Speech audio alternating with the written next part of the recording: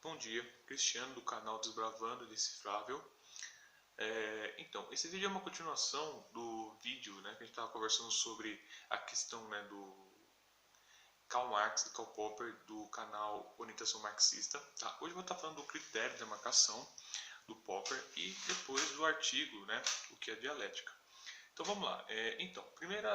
Na lógica da pesquisa científica, o Popper vai fazer uma diferenciação de dois tipos de positivistas. O primeiro seriam os originais, um exemplo seria o Comte.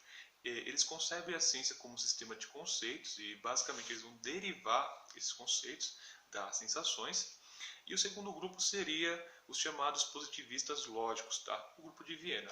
Basicamente, nessa obra, o Popper vai ter como principal interlocutor principalmente esses positivistas lógicos, tá?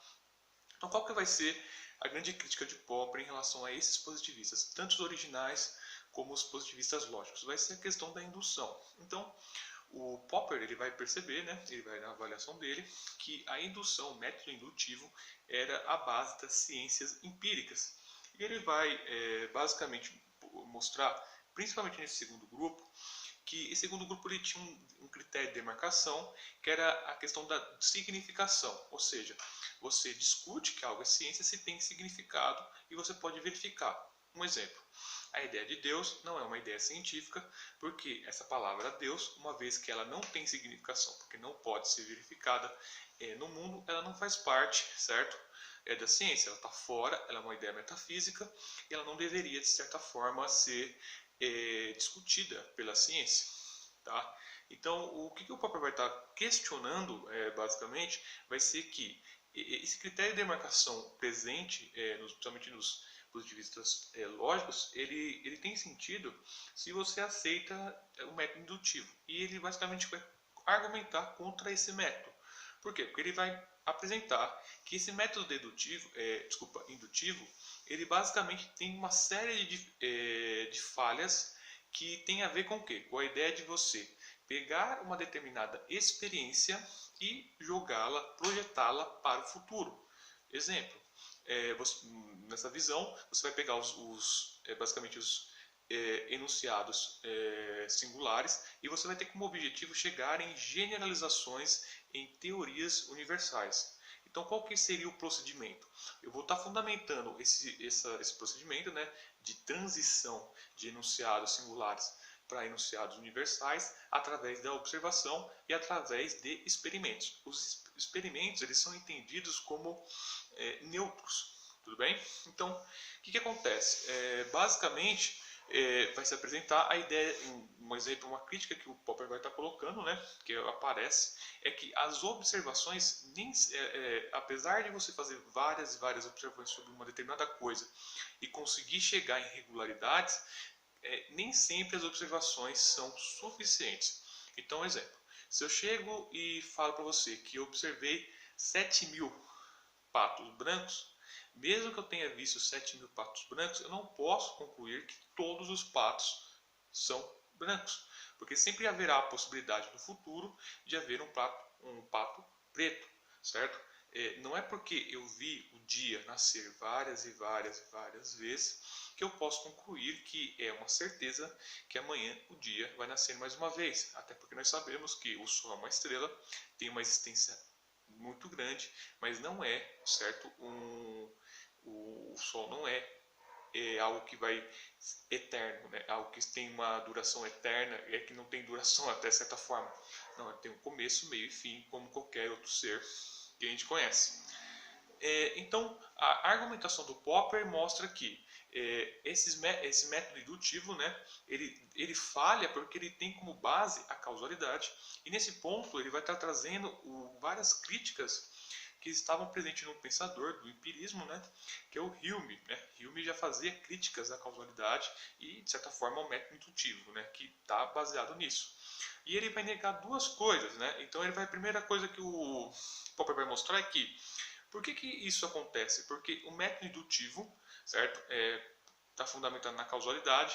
Ele não aceita, que basicamente você possa explicar o método indutivo e não possa explicar a causalidade, porque quando você explica a causalidade, você é meio que jogado numa questão da regressão ao infinito.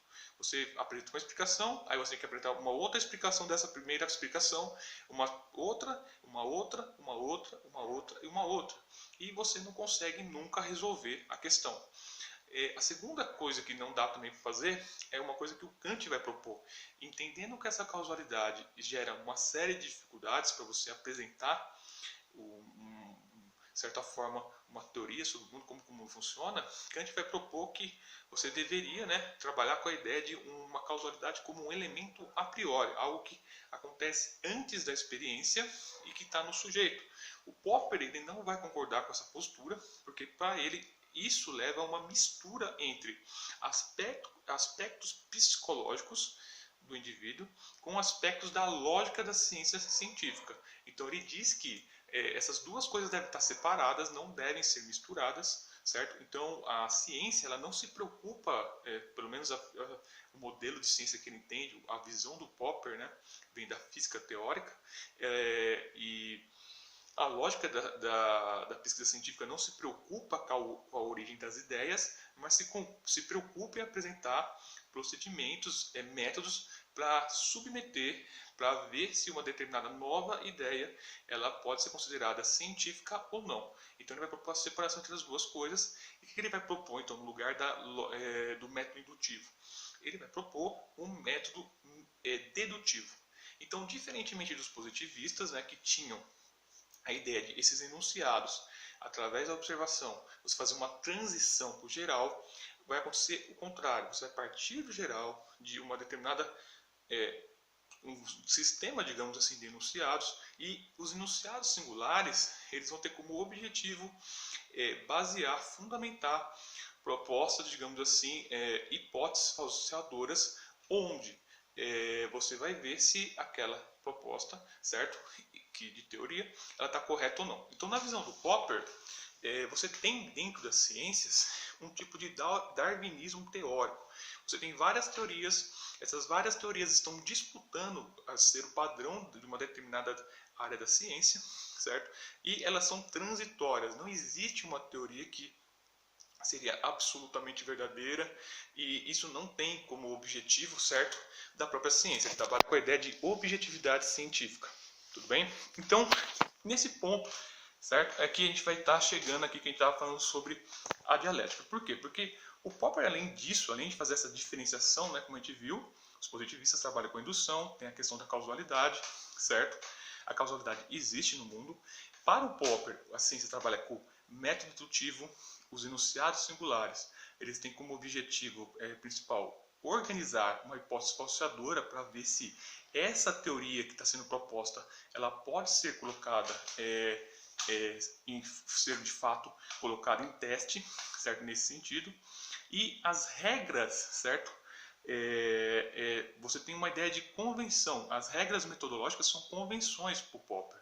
Ou seja, quando nós falamos de causalidade, ele vai dizer, por exemplo, que a causalidade, você aceita a causalidade porque propostas com causalidade são propostas mais férteis, certo? Então é uma convenção. Essa convenção, elas não devem ser confundidas com convicções subjetivas. Por quê? Essas convenções, esses métodos, eles podem ser submetidos a testes intersubjetivos e eles podem ser verificados ou não. Tá? Então existe essa ideia de convenção, certo? Essas convenções elas servem basicamente para você propor e você vai se teste, ou seja, não é fácil você conseguir, digamos assim, convencer a comunidade científica. Não é porque é uma convenção a causalidade, certo? Porque é aceita como uma convenção que se tornaria algo mais fácil de ser refutado. Não, na verdade você teria que convencer essa comunidade científica com argumentos e testes que consigam, certo, comprovar que a sua posição é mais correta. Então não é tão simples assim, tá? Não é porque é uma convenção que é subjetivo. Não, não é a mesma coisa que convicção. Então, se eu tenho convicção de uma determinada coisa, ela pode ajudar na construção de uma teoria, mas a minha convicção não pode ser colocada em teste intersubjetivo, mas essa convenção que é estabelecida pela comunidade científica pode. E um outro ponto também que ele vai pegar é que os experimentos eles não são neutros, eles trabalham com raciocínio e pressuposto, certo? E também tem um outro sentido pressuposto ali para o Popper. o que nós chamamos de axiomas ou pressupostos, certo? Na visão anterior, principalmente na visão do racionalismo, bem mais antiga, não é entendido como algo auto-evidente, uma evidência, algo que se explica por si só. Não, é uma regra metodológica e só é considerado científico se for basicamente, certo, colocado esses axiomas, se eles podem ser axiomatizados, ou seja, se o sistema teórico pode ser axiomatizado, ele é considerado dessa forma científico, ou seja, e o Popper vai propor 4, certo? Basicamente 4 assim, critérios para você conseguir aceitar esses axiomas como sendo basicamente base de uma teoria científica. A gente vai ficar só no primeiro, os outros três, né, eu vou colocar aqui embaixo, mas é aí que vai entrar o debate com a dialética. O primeiro que ele vai colocar é que esses enunciados, ou seja, os pressupostos, esses axiomas, são enunciados que são base de todo um sistema teórico e todos esses enunciados, eles, digamos assim, eles geram os outros, eles geram as inferências para os outros e eles têm que trabalhar com a ideia de não contradição. Eles não podem entrar em contradição com os outros enunciados e nem com, de certa forma, com algum experimento, alguma coisa em particular. Então, para o Popper, esses pressupostos não têm nada a ver com verdade. Eles nada mais são do que, certo? Podem ser regras metodológicas também, mas eles têm que seguir esses critérios. Então, o primeiro é esse. Então, o debate com Hegel vai ser exatamente nesse ponto. Ou seja, por que não pode ser um sistema, não pode ter um pressuposto que entre em contradição ou aceite a contradição? Porque se você deixa, você cai no mesmo erro naquela questão do que eu falei no primeiro vídeo, de você sempre ter a possibilidade de salvar uma teoria quando você é colocado quando você aparece algo na experiência que contrapõe a sua teoria. Lembra daquela história dos intervencionistas que viam, por exemplo, então em crise, é culpa, certo, do mercado, ou dos liberais que diziam que é culpa do Estado? É exatamente nesse ponto que vai entrar o debate com a dialética do Hegel e no artigo, certo, que a gente vai estar conversando. Eu acho que vou ter que fazer mais um terceiro vídeo, porque meu celular, gente, me peço uma desculpa, a memória dele é muito pequena. E aí a gente vai ver como que vai ser a diferença desse debate, certo? Nessa questão do princípio de identidade com o Popper.